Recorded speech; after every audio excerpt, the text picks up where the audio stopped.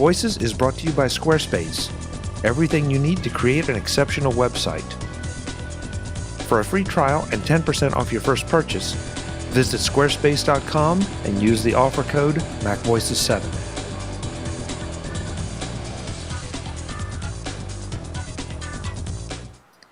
Welcome to MacVoices. This is the Talk of the Mac community. I'm Chuck Joyner. Folks, we have Jeff Carlson back. It's great to see you, Jeff. Thanks so much for being here. Thank you. I'm glad to be here. This time, we're going to talk to Jeff about his new book, The iPad for Photographers, which is something that it seems to generate an awful lot of interest right now because a lot of people have iPads and a lot of people, the book itself. I don't even have to put the art up.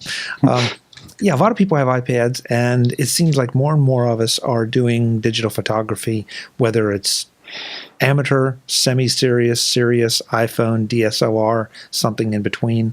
So, Jeff, I think this book probably appeals to a lot of people. I hope so. I mean, it's one of those areas where I think, now that I would say it's probably safe to say everybody is shooting some sort of digital photography, whether it's from your camera or whatever. But you still have to do something with all of those photos, and typically you take them and you import them into your computer and you put them into iPhoto or Lightroom or something like that. But you don't always want to have a computer with you. So, for example, let's say you go away for like a 3-day vacation. Bringing a computer with you kind of feels like work, even if you have like a nice, a light MacBook Air or something like that. And so the iPad has turned into a really interesting alternative. It's small, it's light, it has a gorgeous big screen so that you can preview the photos that you're getting. Excuse me. And it's not like this big hulking thing that you have to carry with you. And so when I first came up with the idea of doing this book, probably about 1.5 years ago, things were really just starting in terms of having support and interesting apps that photographers could use. And since the last edition of my book, then this is the second edition, a lot has changed just in 1 year. So it's really exciting to be writing about something that is changing a lot and is rapidly improving, not just with new hardware, but software and capabilities and things like that. There's one thing I think you left out, and that is you were talking about the big bulky Mac or laptop. Yeah. But how about the big bulky software? Yeah. I mean, iPhoto is great. There's no question. Aperture is great. Lightroom is great.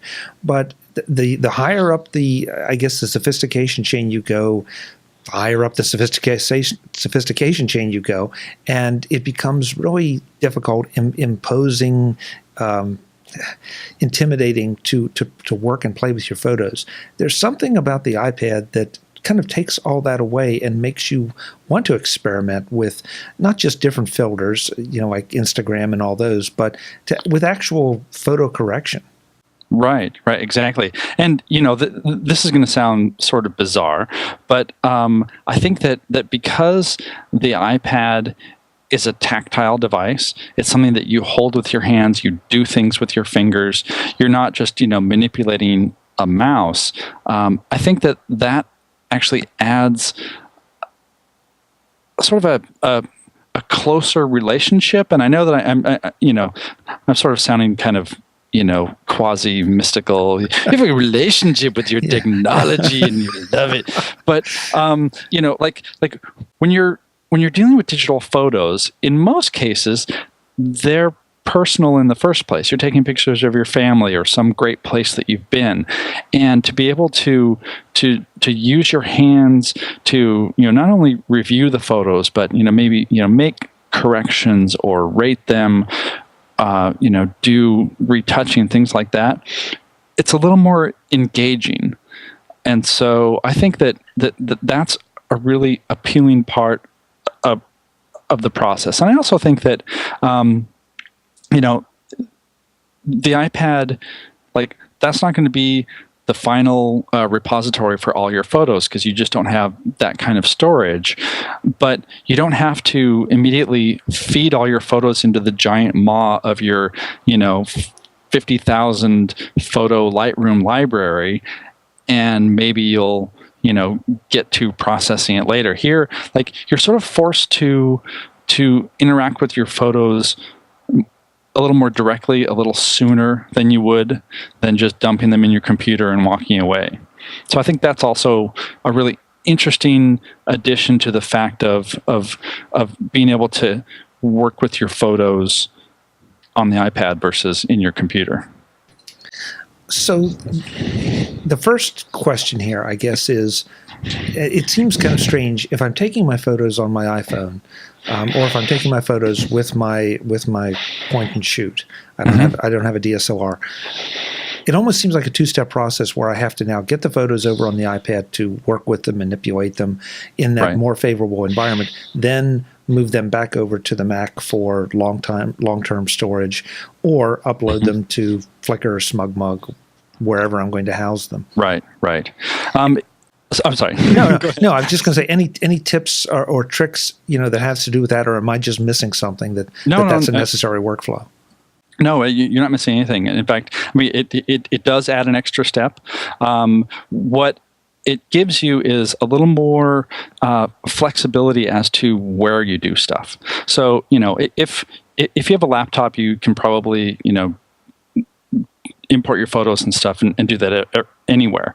A lot of people, their computer is an iMac at home, or maybe a Mac Pro or a Mac Mini, and so they can't really do anything. Like, again, let's say you're out for a 3-day holiday or something.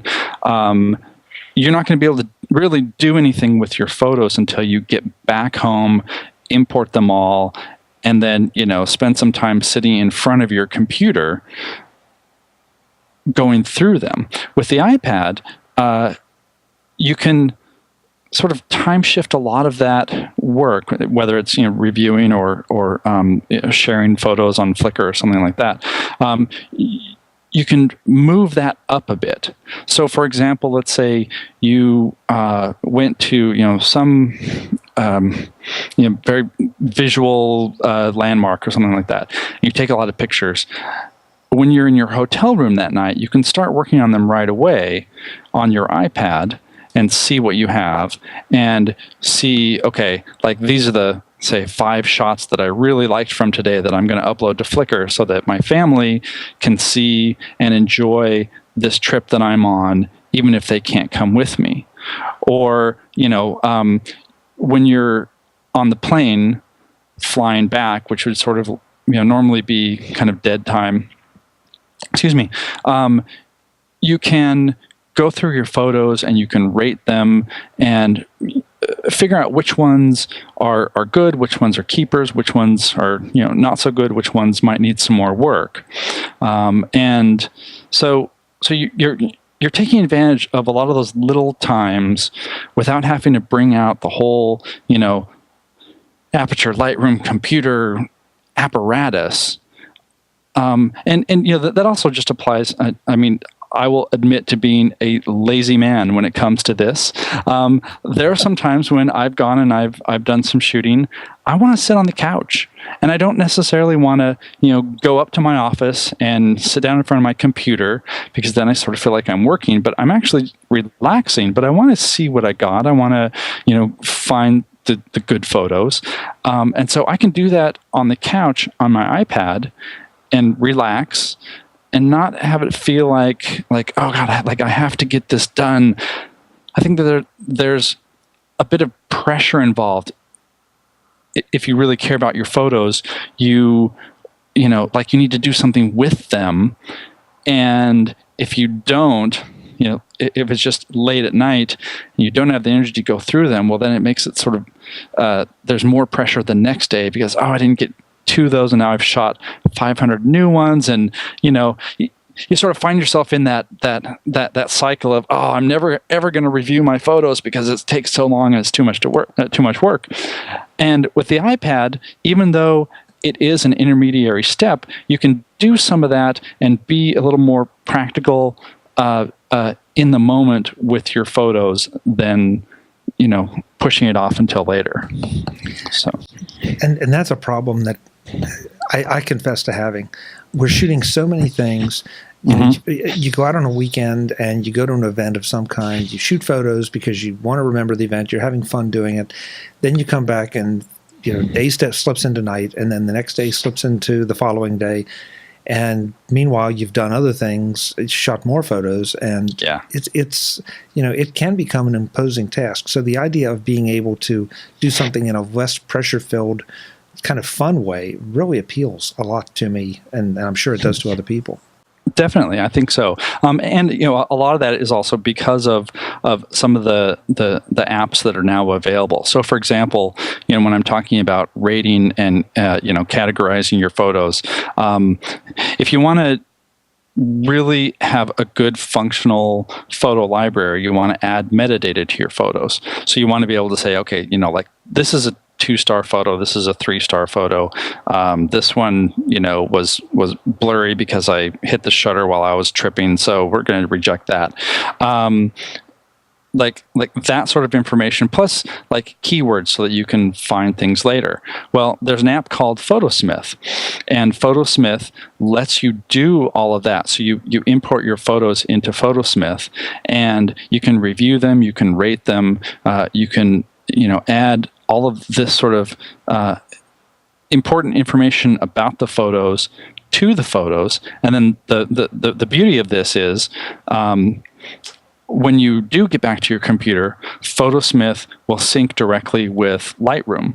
So if you already use Lightroom, you basically just initiate a sync, and the photos are transferred. All of the work you did on the plane or on the couch is transferred over, and then you can then use Lightroom to edit some of the keepers that you want if you want to make some exposure changes and things like that. So like that, it is an extra step, but it ties them together. Then there's also another program that I talked about called Photos Info Pro, and it doesn't sync with anything, but you can export all of that data.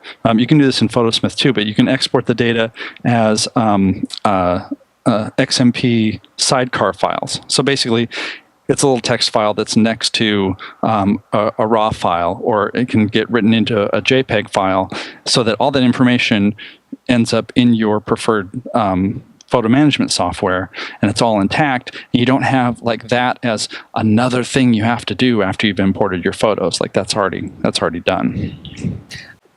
If you can show me anything that will let me enhance the photos, the metadata of the photos easily, I mean, I'll be your slave forever, because you're right. Excellent. Yeah. Yay, I have a slave. Forget I said that. Yeah, it's really difficult to discipline yourself. And I guess just like everything else, there are different levels of metadata. It's one thing to say that, okay, I took this photograph in the mountains, as opposed to which mountain and at what longitude and latitude. Right.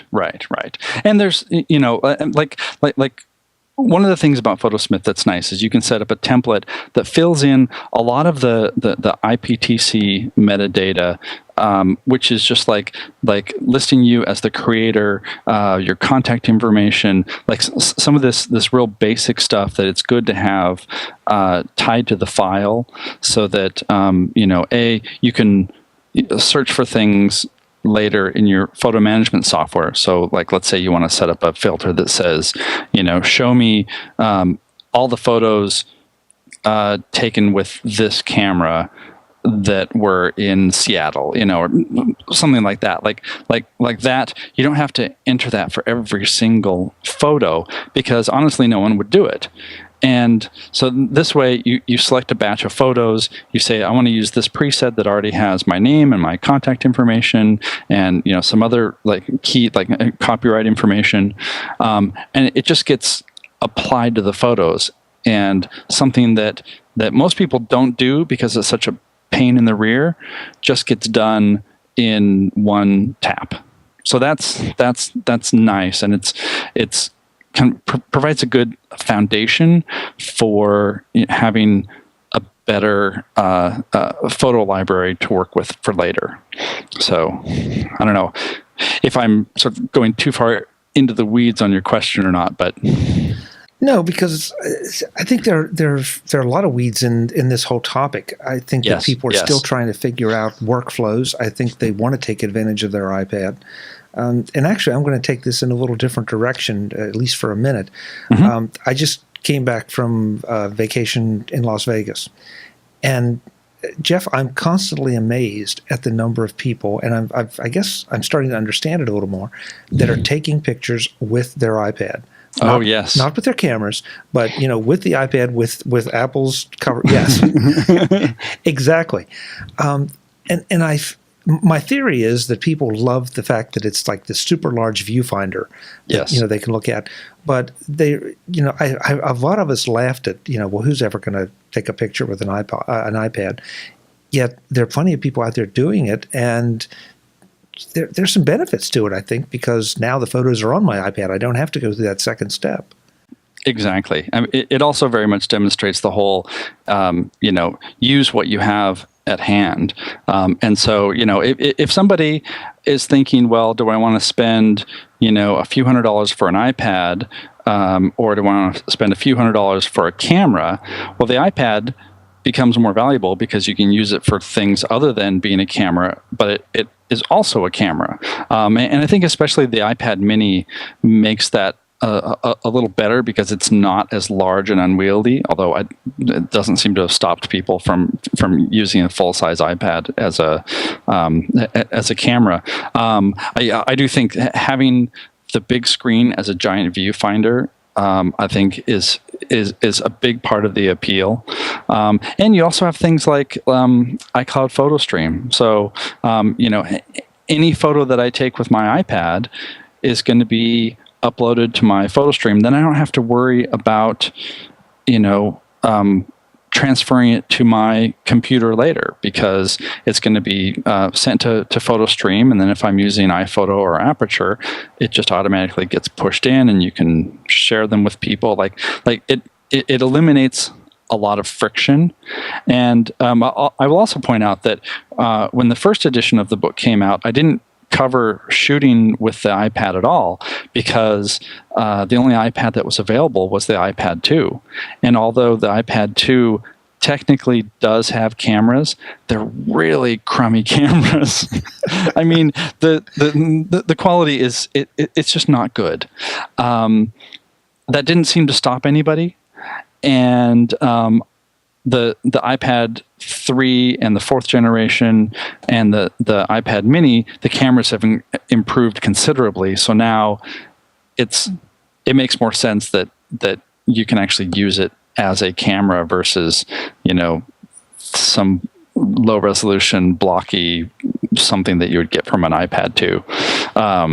But I mean, people still use it because that's what they have, and that's what is handy.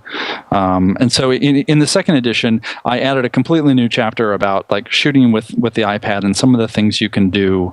For example, there's an app called Camera Plus, and the neat thing about Camera Plus, it'll do filters and things like that. But the reason I like it is because you can separate the focus from the exposure control. So in the camera app, the built-in camera app, you basically tap somewhere and the camera tries to determine the best focus and the best exposure for the scene based on that. Well, by splitting them out, you can say, I want to focus on this spot over here, but this spot over here would make everything too dark. So I'm going to put my exposure control over in this corner so that, things aren't in complete shadow or whatever. And like little things like that you can use to get better shots just using the camera in the iPad. And it intrigues me why we haven't seen some of these interface improvements move over to professional cameras or just mid-level, high-level point and shoots. But so the iPad and the iPhone definitely have distinct advantages in a lot of places because of these apps. They may not be as powerful as some of the other cameras, but they also sometimes can take better shots because of that sophistication with the right app. Yeah. I mean, the what Apple has done in making like a very small camera very functional has been kind of amazing. I mean, a lot of the shots that an iPad or an iPhone take are very good because it's doing a lot of processing and trying to figure out an acceptable way to get light into shadow areas and things like that. I mean, I am quite often surprised at what an iPhone or an iPad will do in terms of image quality compared to, say, a point and shoot or a mid-level, something that doesn't have like a big sensor. Right. Well, and that's just taking the basic photo. I mean, then you add to it what you can do with it in software, from the simple photo retouching apps the whole way up to the heavy duty things. Right. And it becomes a pretty compelling camera, like you say. Especially if you have to make a choice between, I'm going to spend this much money on an iDevice, iPad or iPhone, versus just a point and shoot. Wow, you get so much more value out of the iPad. Yeah, definitely. I mean, especially if you're not like a regular shooter, if you're just taking shots every once in a while of the kids, or you go away for a couple hours or something, it makes it much more compelling, even given the fact that point and shoots are now really cheap compared to what they used to be. You can still get a very good camera for a small amount of money, but then again, that's an extra thing that you have to carry, that you have to, that you can drop, and I mean, we're all carrying so much stuff anyway. Yeah, that is a little problem. Yeah. This edition of MacVoices is brought to you by Squarespace, the beautiful and intuitive website platform that allows anyone to create professional web pages, blogs, online stores, galleries, and more in a simple, intuitive interface. So far, I've told you about some of the great features that you get automatically when you build your site with Squarespace. We've talked about custom designs, simple image management, social media integration, galleries, blogs, calendars, pages, device-specific sites, Squarespace's ability to scale their resources so your website never goes down, Dropbox sync of photos, and forums to help you gather data from your visitors. I want to go back to social media since I may not have been clear. Not only is it super easy to put links to your favorite social media presences on your Squarespace site, but you can also set up your site to auto-post your content to Twitter, Facebook, or Tumblr. Best of all entries and images are optimized and tagged, so everything will look just great and just right to your friends on those services. And you can also set things up so that your content from Twitter, Foursquare, Instagram, 500px, or Flickr can be pulled into your Squarespace site automatically. In other words, your content can flow in both directions with no extra effort on your part. That means more people see whatever you're doing, wherever you're doing it. Do you have any idea how complex and time-consuming that can be with other web hosting solutions? With Squarespace, it's easy and automatic. So what are you waiting for? An invitation? You've got it. Just go to Squarespace and work with all their tools, no limitations, for 14 days free. Then, when you're ready to make the arrangement more permanent, use the code MacVoices7 to take 10% off your first purchase. Yes, that's 10% off your first purchase with the code MacVoices7. You'll be getting a great value, a great website, and helping support MacVoices. Squarespace, everything you need to create an exceptional website. Thanks to Squarespace for supporting this edition of MacVoices.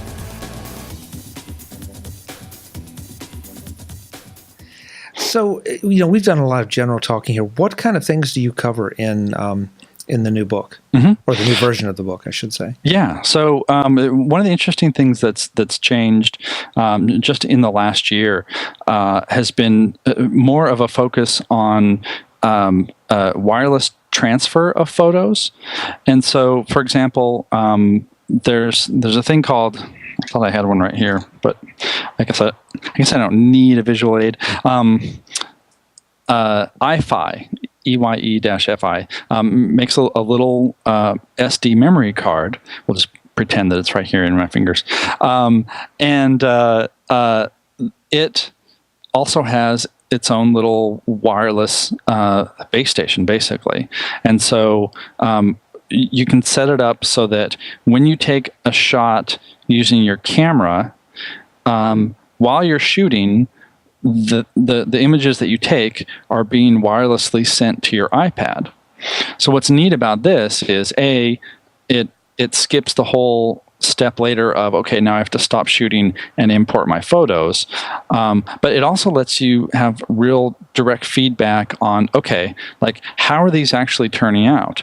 Because a lot of cameras, even, good professional cameras, you have like a little tiny 3-inch screen on the back, and they're usually good screens, but you don't really get a good sense of, like how well something is in focus unless you stop and you zoom in or whatever. With a wireless connection to your iPad, you get to see, like, within a couple of seconds how things are turning out. And so you can be shooting, look over, notice that, maybe your highlights are blown out, so you make an adjustment there, and just get that real direct feedback. So that's one area. What's brand new, I'm looking down here, a couple little devices that I talk about. This is called a Cam Ranger, and this one is called the iUSB port camera. And these are also little wireless devices. This camera, this device just plugs into the top of a DSLR and connects via USB. And these do the same thing. It lets you set up a wireless connection between your iPad and your camera, but these also let you control the camera using the iPad. So, for example, if you're doing some shooting in a studio, and like the camera needs to be locked down. Let's say you're doing some food photography. You're a food blogger or something, and you don't want to move the camera because it's set and the focus is set. You can just control the camera entirely from the iPad and change the shutter and the aperture and all of those settings, and do that without touching the camera. Or let's say, for example, you're working in a studio and you have a client and you're doing a photo shoot for the client. Rather than having the client sort of standing and hovering over you, you can set one of these up, hand them the iPad, and have them go sit on the comfy couch off to the side so that they're not in your way, but they can still see what's going on and be able to, provide direct feedback on, we really want, this to be a little more red, or, let's move these elements here, without like having that sort of crowd mentality. So those have been really interesting, and I think show how, photographers, either, amateur or professionals, are really taking advantage of the iPad as this other tool. So that's one example.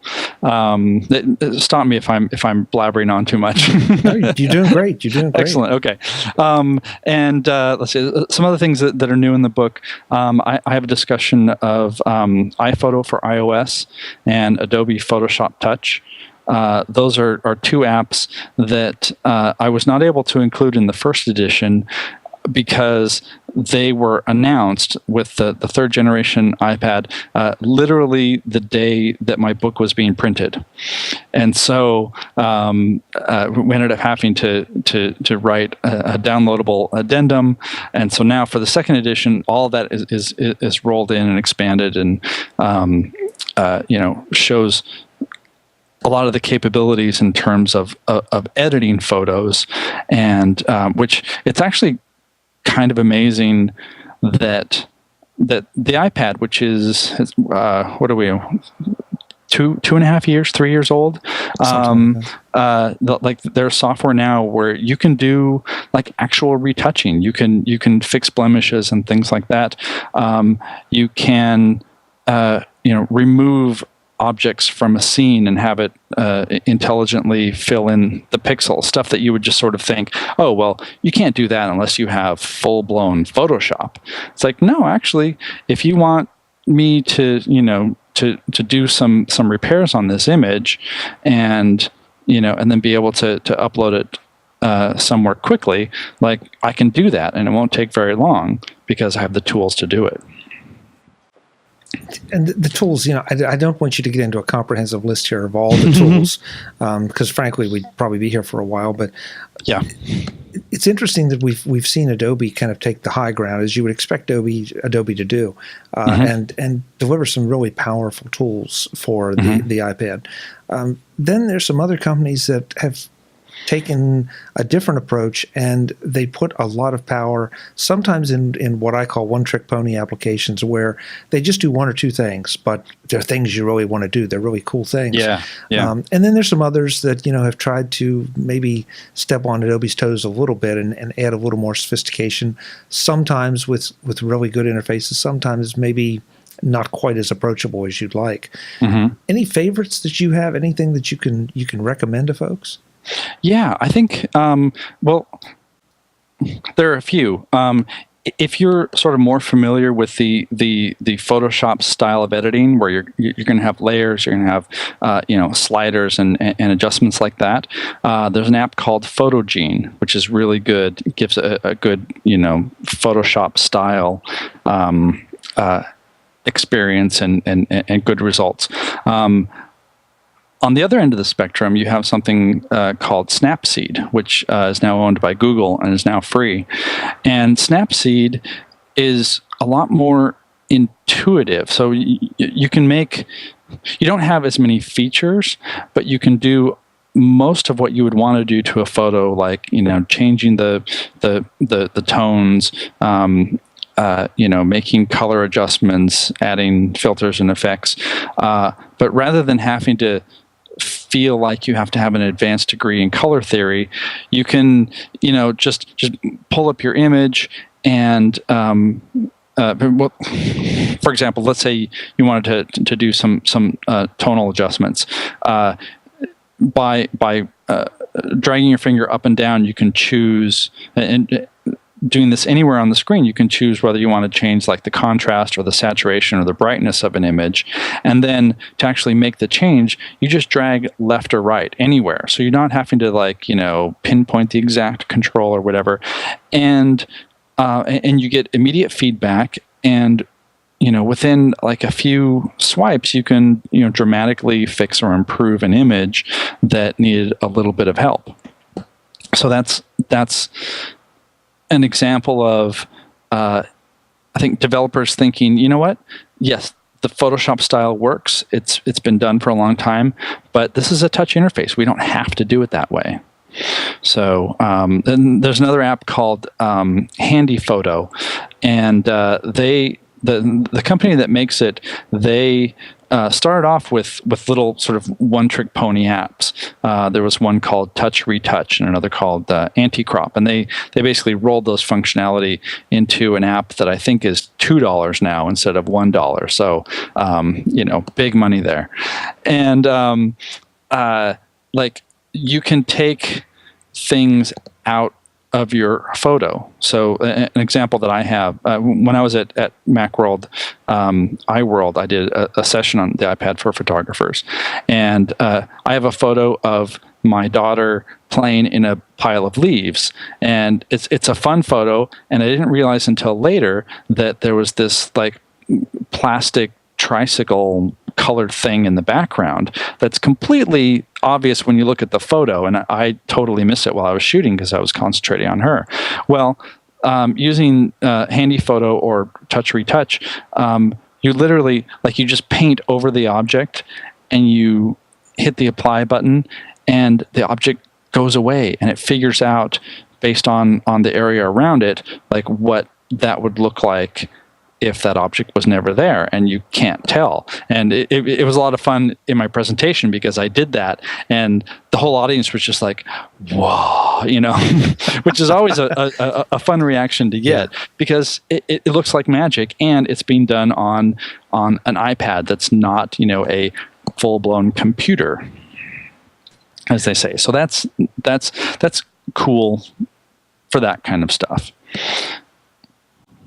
Well, and we're getting into. I mean, we're getting to the point now that that some of the features that used to require 27 layers and, like you say, a degree in Photoshop and color theory have been boiled down to an app or a feature in an app that is very approachable. And sometimes, you were talking about the different interfaces dragging one way to do this and one way to do that. Just when you think there can't be any more improvements, there can't be any more innovation, somebody does something like that, and you just shake your head and say, gee, that's so obvious. Why didn't I think of that? Why didn't somebody think of that beforehand?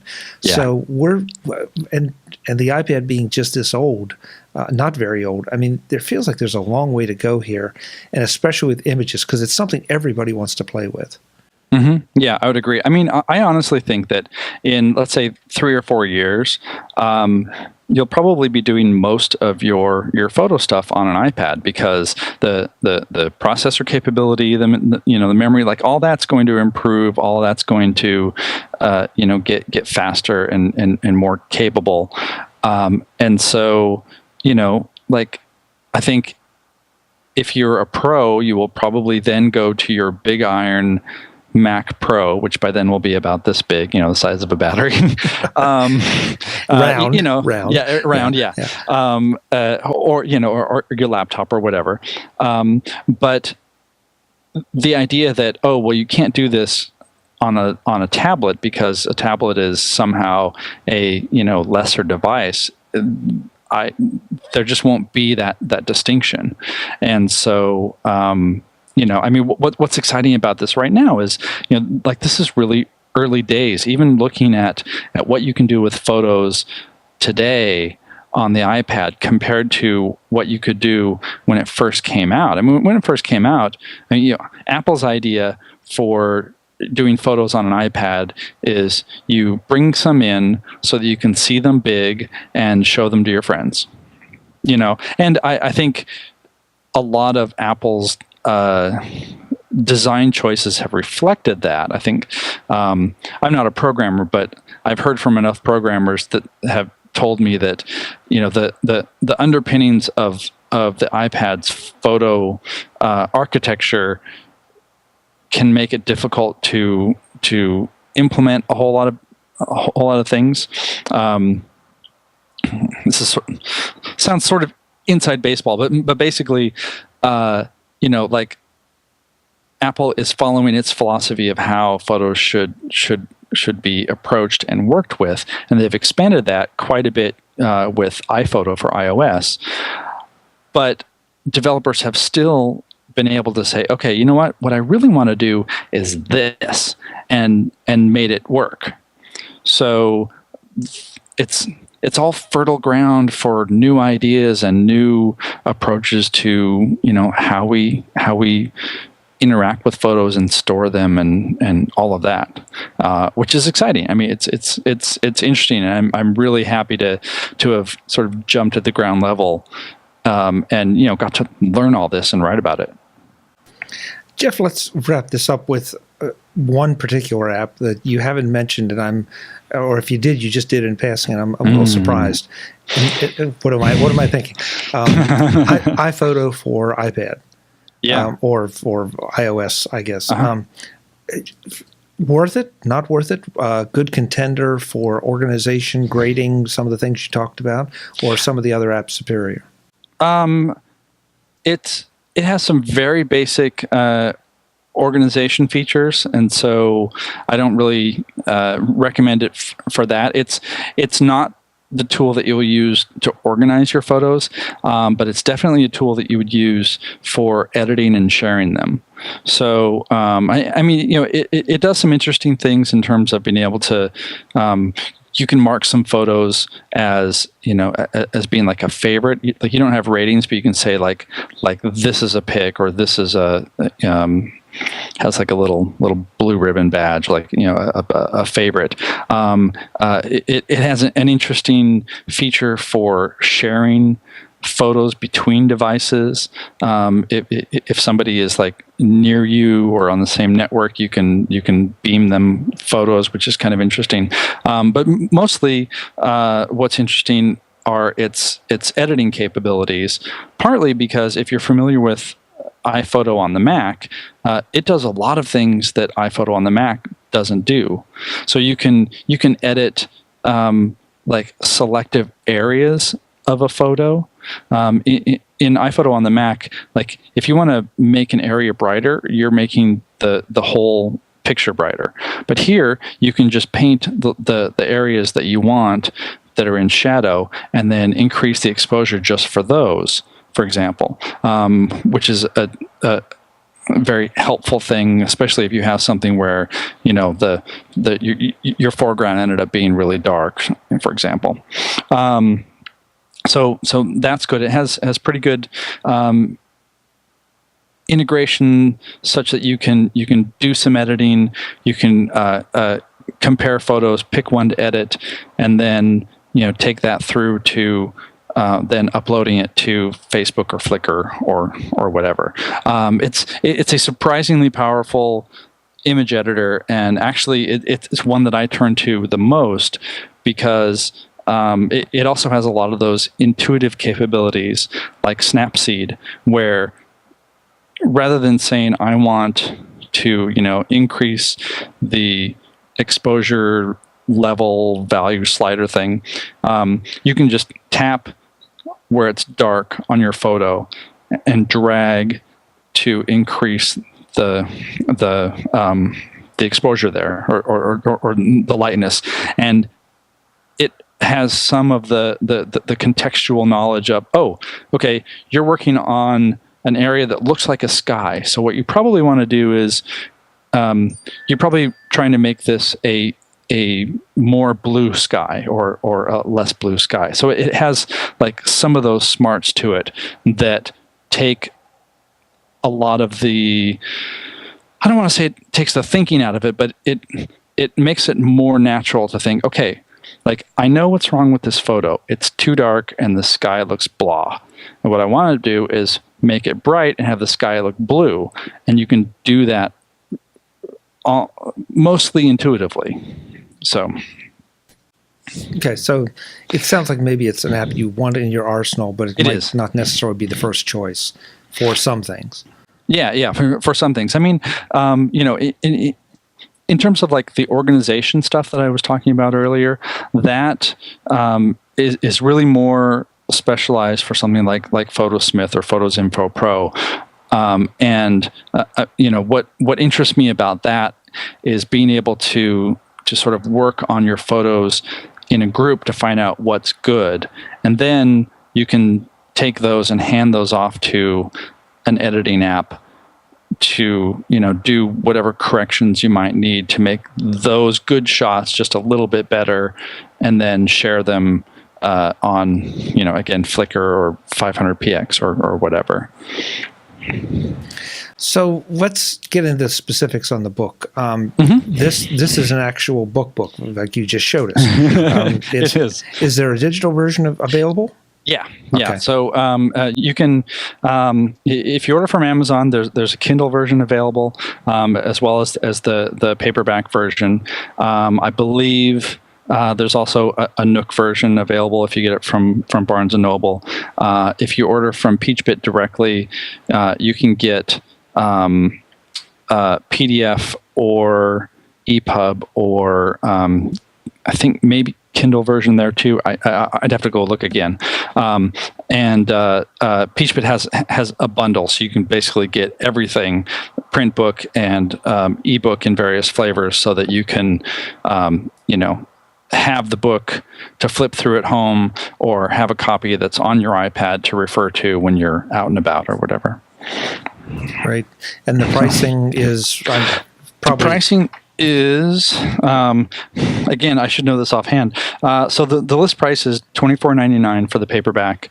I think I've seen it as low as I think $16 or $17 at Amazon, with their discounts. And I think the Kindle version is probably $10. If you go to I have a website for the book called iPad4photographers.com. There's a link there that lists out all of the places where you can buy it. So great. Well, I'll make sure I have that on screen, of course, and in the show notes, so thank you. people can go right there and check it out. Yeah, and I'll also, since I'm in pitch mode right now, I will also point out that it's if you get the actual book, like, it's very beautifully done. It's all full color. All the photos are mine, which you can think is a good thing or a bad thing, but it's beautifully printed. There's none of this, like, here I'm going to talk about this camera app, and here's a grainy black and white picture of it. So none of that. It's all it's really well done, and the designer at Peach Pit who put the book together, or built the design for me, did a splendid job. So they get a lot of credit for that too.